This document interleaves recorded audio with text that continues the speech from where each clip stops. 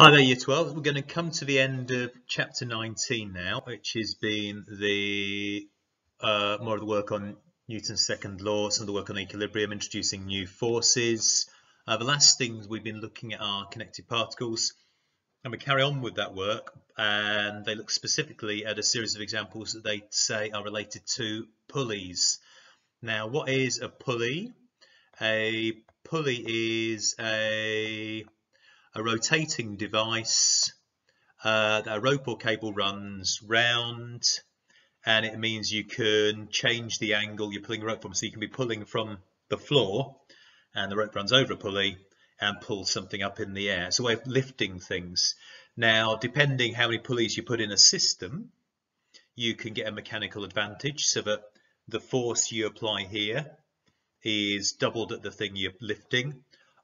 Which means that one person, you know, in those films of people in garages when they're pimping up supercars and the engine's lifted by somebody just moving a chain, that's what a pulley can do. So lots of exciting applications of pulleys, and I found an example here of some incredible digger.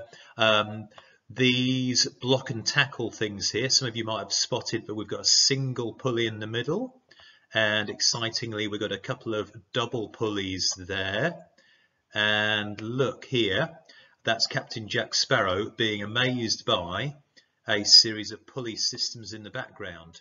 So loads of exciting applications you can put pulleys to. We don't.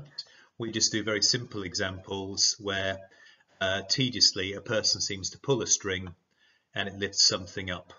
Or two objects are attached either side of one, and there isn't, except for I think one red question in the book, we don't really talk about the mechanical advantage. So just out of interest, here is a picture of different mechanical advantages you can get with the pulleys. Nothing to do with the A level, so you can probably, if you want, skip forward this bit.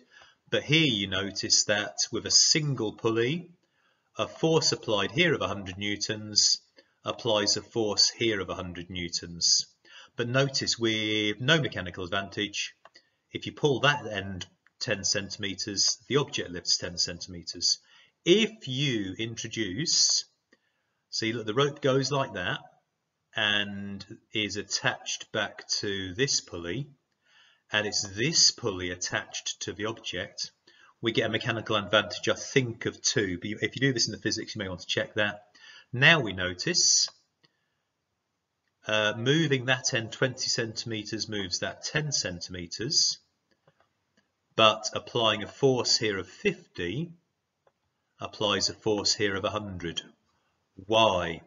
Because that force of 50 through the rope, notice now that rope is doubled here, that 50 is repeated twice, and so on and so forth. So in the end, I've just underneath my face, you've got the last one. By the end, if you keep adding more pulleys to the system, a movement of 40 results in a movement of 10, but which means that a force of 25 newtons applies a force of 100 newtons here. Those are all interesting applications of pulleys, which we're not going to do. Okay, but if you want to make it more exciting, dress up as Captain Jack Sparrow, or Bootstrap Bill Turner's boy, or all the other characters to make it more interesting. So the questions we're going to do are going to be more like the ones in the book. Point we should make are the pulleys will be described as smooth.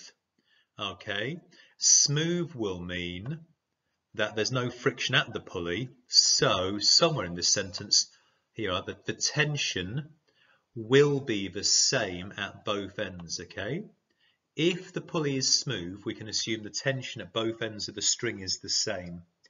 If we assume the pulley is light, as it spins or otherwise, we don't have to consider any of the moments of inertia there. So largely we're going to have smooth, which means no friction, which means tension the same at both ends.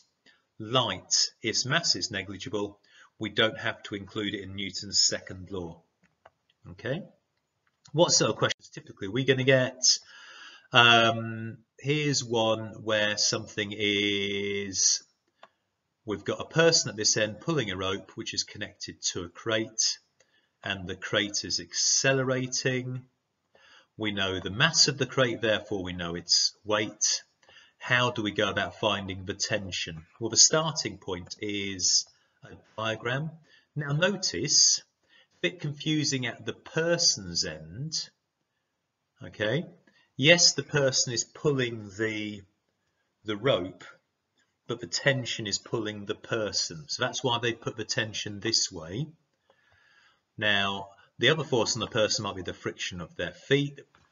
It doesn't really matter. We don't have to consider, in this case, anything to do with the forces at that end.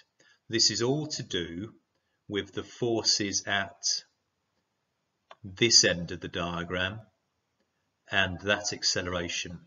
What have we always done if there's acceleration of forces? Newton's second law in the direction of acceleration, that gives that one significant figure. Because the pulley is smooth, the tension at both ends is equal. But again, we don't have to consider why. Anything about the other end of the rope in this case, it's just about the forces at the crate. A really typical question is one where you have two objects, rope running over a pulley. As one moves up, the other moves down. Two objects connected by a pulley. In this case, we've got an object of 2.3 kilograms and 3.1 kilograms. So if they're held together and you take away your hands, the heavier one is going to drop, the lighter one is going to rise. If the string connecting them is light and inextensible, if the string is light, we don't have to consider its mass in Newton's second law. If it's inextensible, there's no stretch. As that one moves up, that one moves down with the same velocity and the same acceleration until such point as either the string is cut or one of them hits the ground and the string becomes slack. Anyway, particles released from rest, system moves freely under gravity. Freely under gravity does not mean they're going to accelerate at 9.8 meters a second squared. It just means there's no friction and no air resistance. Right, part A. Let's get ready to part A. Speed of Q when it reaches the ground. Starting point is a diagram. Okay, the diagram has a tension and a weight acting on Q, and it has a tension and a weight. Sorry, that was P, and a tension and a weight acting on Q. And crucially, P, the lighter one, will accelerate upwards.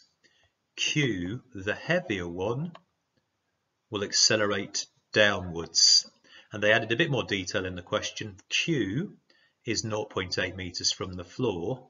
P is 0.1 meters more from the pulley. So Q will hit the floor when P is just 10 centimeters from the pulley. That might be important later in the question. Well, if it wasn't important, they wouldn't have mentioned it. That's a tasty coffee. Right, so what do we do?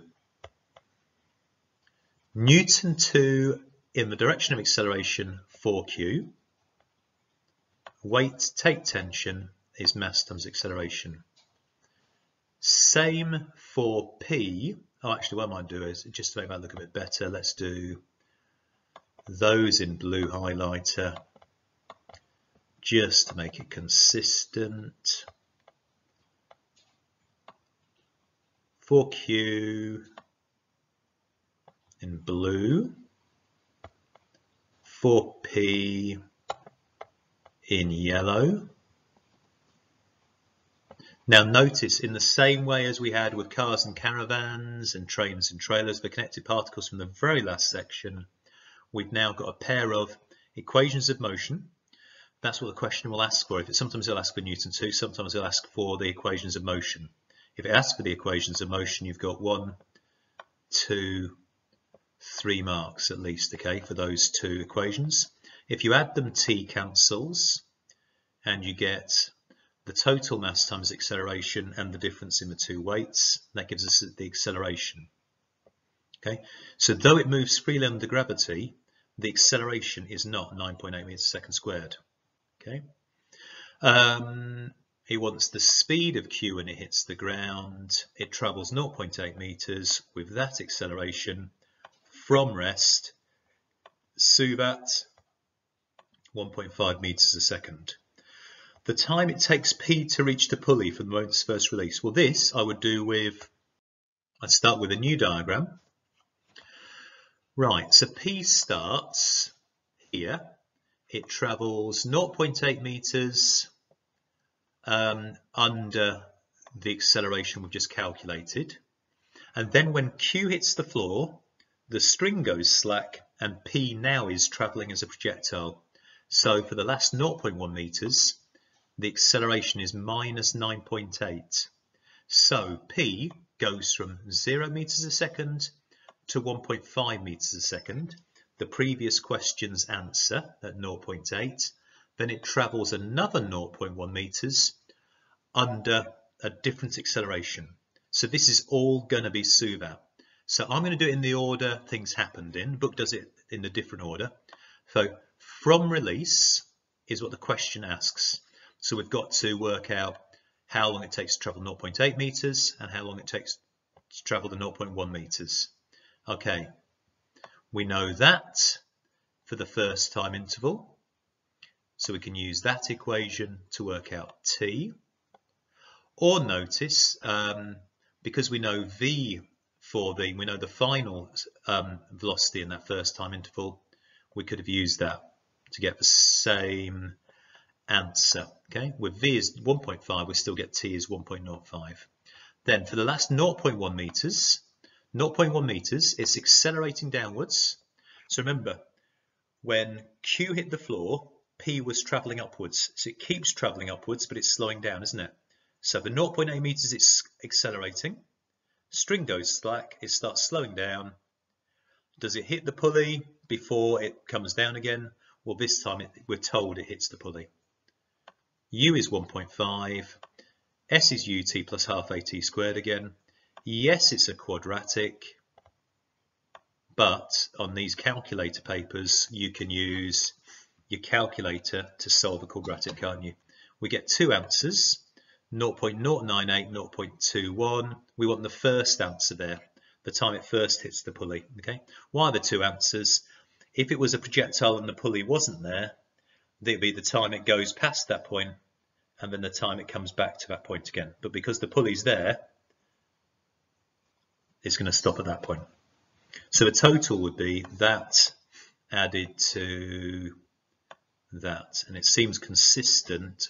I think if you go back and check with the 1.05, I've said it works out to be 1.1 seconds when you add them. You may want to check the accuracy of that answer. Okay, so in reality, it's the same techniques we've actually used, isn't it?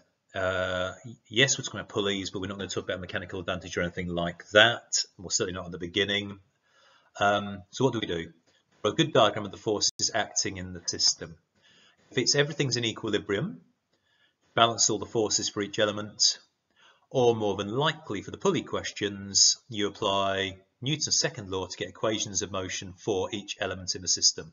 Most of these questions will be two objects, one pulling the other up on the pulley, but on some good ones you might have an object in the middle and objects attached to either side. You just keep creating the equations of motion depending how many elements there are in the system. Solve the equations or simultaneous equations. Remember, T is going to be equal but opposite signed in all your pairs. So adding pairs of equation will tend to get rid of the T's. But the best questions might have object in the middle, two strings attached. So you might have to form three equations. I'm ruining the surprise. You work it out. Finish with a bit of Suvat where required. Okay. What do I want you to do? I want you to exercise 19 evens, but by all means do all three red questions. Second lesson this week we're going to dedicate to the mixed exercise. Next week and beyond, I'm already putting together some PowerPoints of a mix of all the old exam questions on these mechanics topics. And then hopefully we're going to see you back, okay? If you've lost your faith a bit and you've stopped handing the work in, can you get back onto it again? And this may be in the next couple of weeks before you're back in, start looking back through what you want us to go through when you're back in for the time with us, okay? because there'll be probably a point at that time where someone says, right, anyone want me to go through at this point? Okay, but you need to get that prepared. Right then, 15 minutes, that's a good time to finish that.